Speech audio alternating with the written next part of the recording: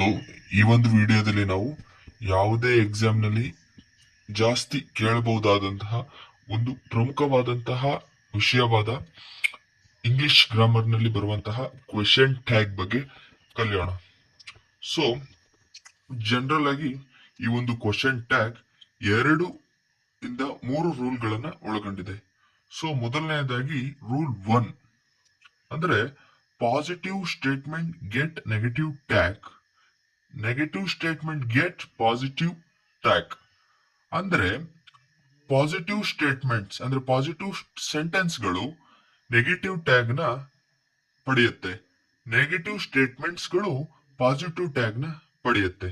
ಅಂದ್ರೆ negative meanings words ಈ ಕೆಳಕಂಡಂತಿವೆ: no, not, nothing, barely, scarcely, hardly, never, seldom give negative meaning.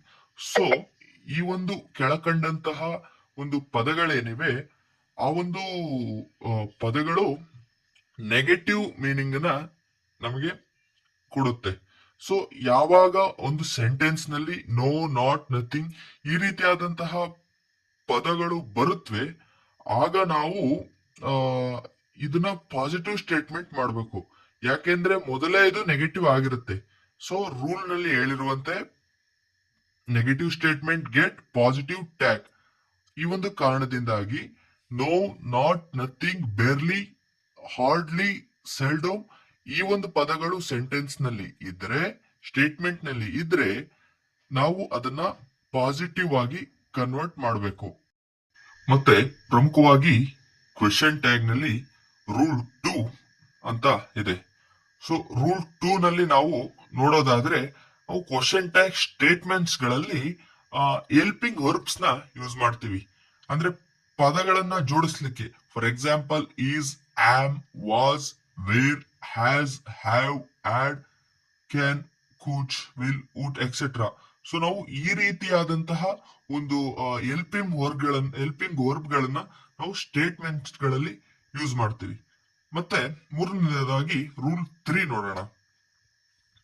Rule 3 ಈಗ ಈ ಒಂದು ಸ್ಟೇಟ್ಮೆಂಟ್ ಗಳಲ್ಲಿ, ಕ್ವೆಶ್ಚನ್ ಟ್ಯಾಗ್ ಸ್ಟೇಟ್ಮೆಂಟ್ ಗಳಲ್ಲಿ ಅಕಸ್ಮಾತ್ ಆಗಿ ಹೆಲ್ಪಿಂಗ್ ವರ್ಬ್ ಗಳು ಕೇಳಿಲ್ಲ.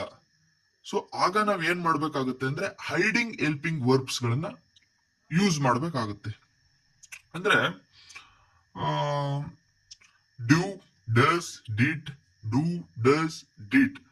ಸೊ ಈ ರೀತಿಯಾದಂತಹ helping verbs, hiding helping verbs ಗಳನ್ನ ಯೂಸ್ ಮಾಡಬೇಕು. ಯಾವಾಗ ಹೆಲ್ಪಿಂಗ್ ವರ್ಬ್ಸ್ ಇರಲ್ಲ ಆ ಒಂದು ಸಂದರ್ಭದಲ್ಲಿ ನಾವು ಹೈಡಿಂಗ್ ಹೆಲ್ಪಿಂಗ್ ವರ್ಬ್ಸ್ ಗಳನ್ನ ಯೂಸ್ ಮಾಡಬೇಕು.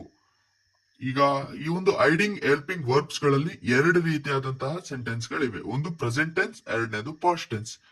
ಪ್ರೆಸೆಂಟ್ ಟೆನ್ಸ್ ನಲ್ಲಿ do, does and past tense ಅಲ್ಲಿ ಡಿಡ್ ಇದೆ. ಸೊ